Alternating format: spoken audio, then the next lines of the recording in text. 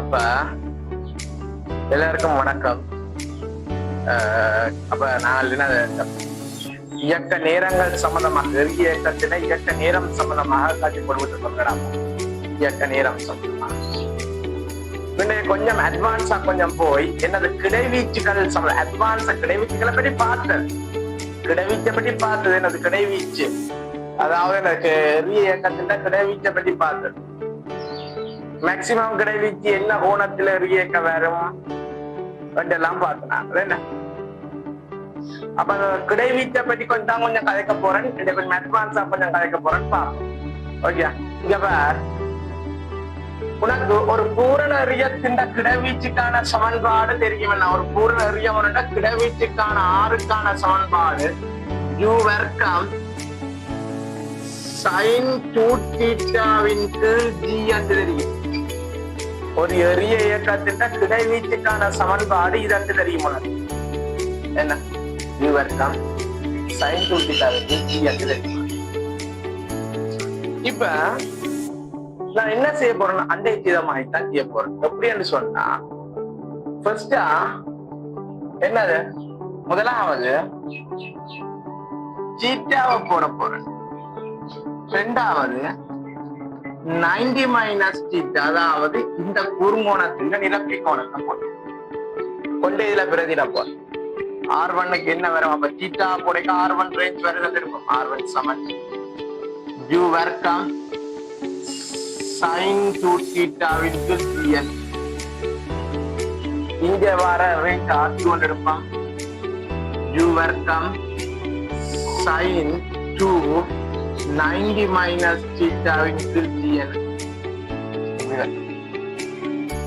அப்ப இந்த ரேஞ்ச சுருக்கம், இந்த திரிகோணத்தை பயன்படுத்தி சுருக்க போறேன். u வர்க்கம் sin 180 மைனஸ் 2θ, 180 மைனஸ் 2θ g என்று 290 பிரிக்கலாம். 180 மைனஸ் இந்த மைனஸ் 2θ.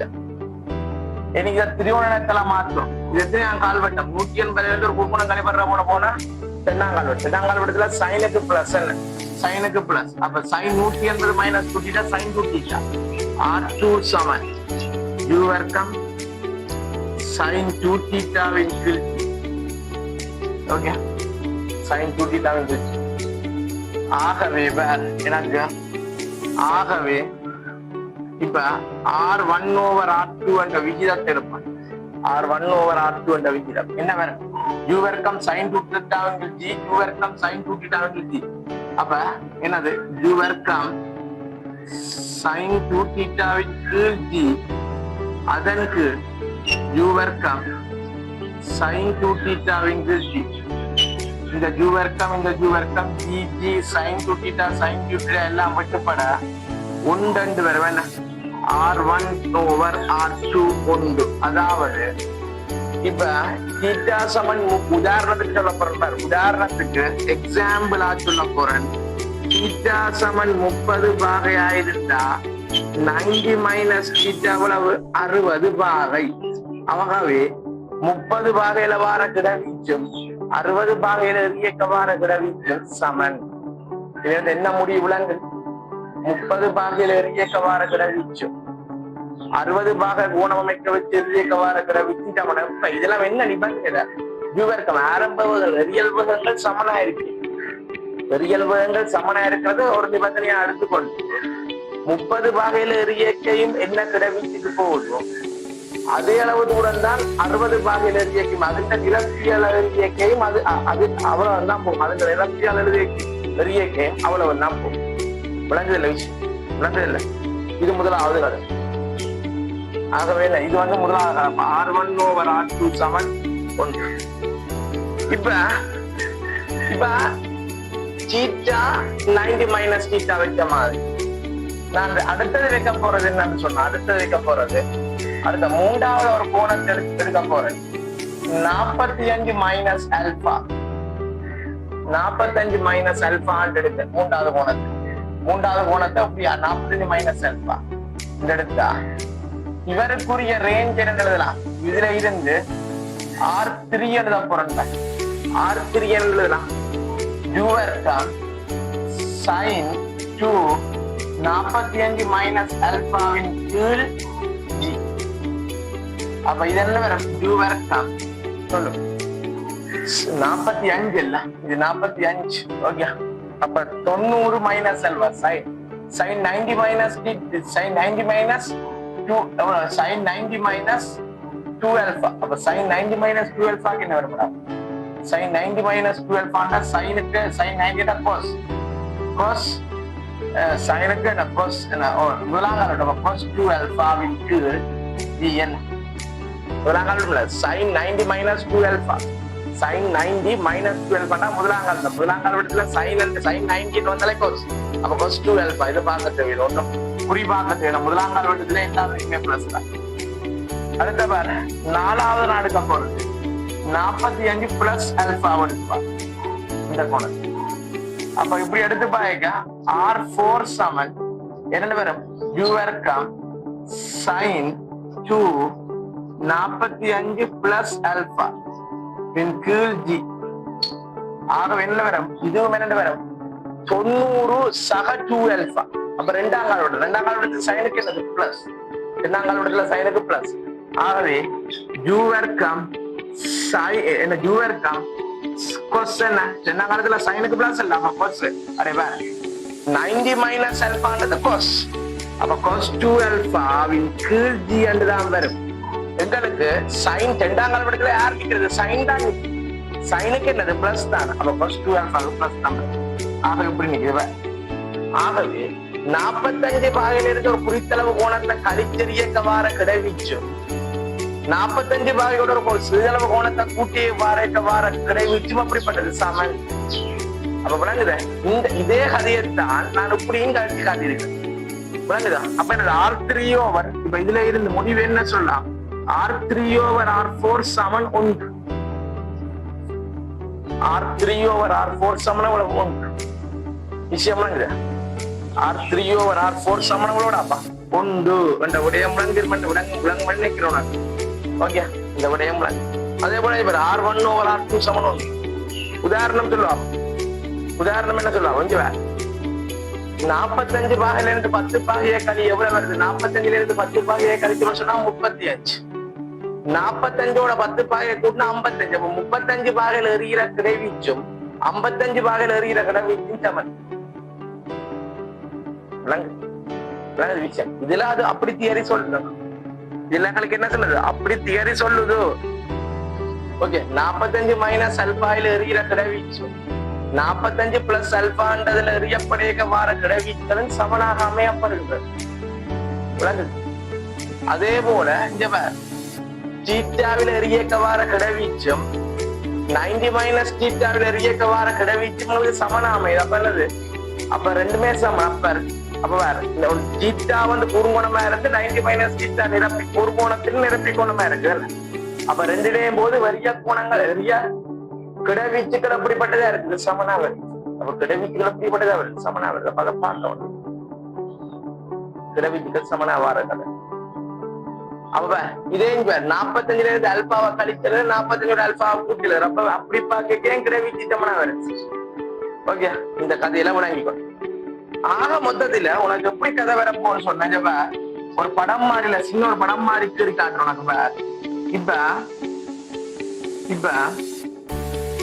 எனக்கு இப்படியே எறியக்களுக்கு இங்க போய் விழுகுதுன்னு சொன்னா கொஞ்சம் கோணம் கூட்டி எறிஞ்சாலும் கொஞ்சம் என்ன செய்யறது? கொஞ்சம் கோணத்தை கூட்டி எறிகிற மாதிரி எழுதிட்டாலும் எங்களுக்கு எங்க போய் விழுகுது? அங்க போய் விடுது.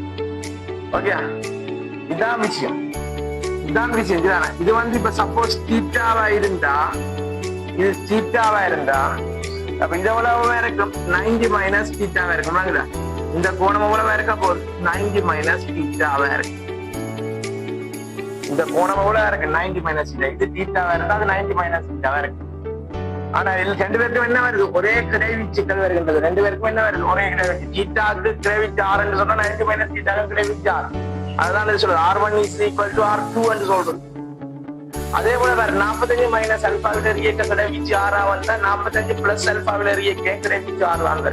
இந்த கதைய உனக்கு என்ன செய்யணும்? முதல்ல அது தெரிஞ்சு கொள்ளவும்.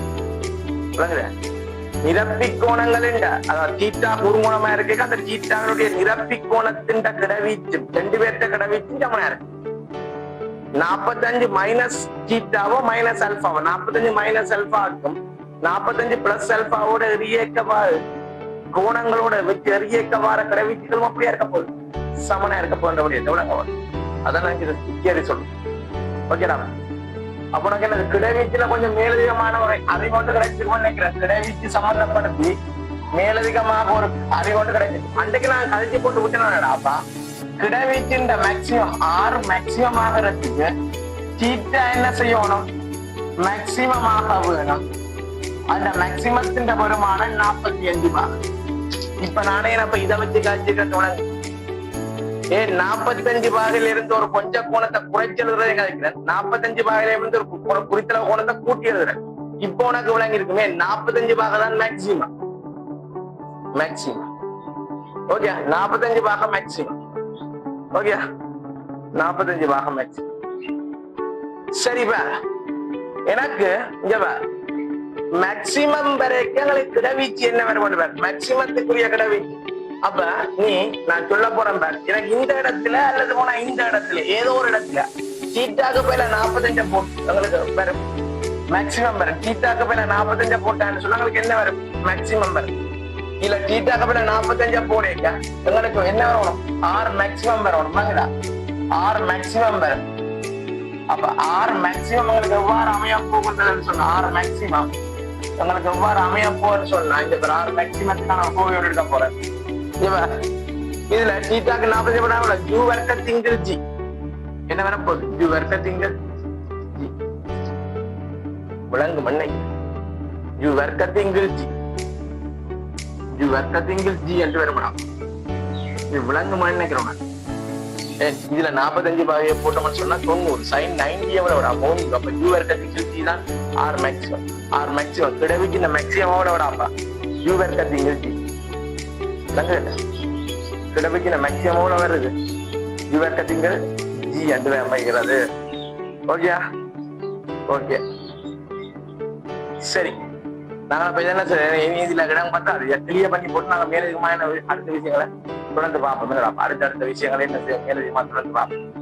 ஆக இதுல கதைச்சேற்ற விஷயத்தை வழியாக்க வழி எனக்கு கிடவீச்சுக்கான சமன்பாடு இது. இந்த கிடவீச்சுக்கான சமன்பாடுல இருந்து தீட்டாவை முதலாவது தீட்டா எடுக்கிற மாதிரி 90 மைனஸ் தீட்டா 2 எடுத்து சுருக்கி கொண்டு போயிட்டு 2க்குமே ஒரே கிடவீச்சு தான் இருக்கு. ஆகவே என்னது தீட்டாவில் எரியக்க 90 மைனஸ் தீட்டாவில் எரியக்க ஒரே கிடவீச்சு தான் போகும் என்ற விடயத்தை நீ என்ன செய்ய வேணும், விளங்கி கொள்ள வேணும்.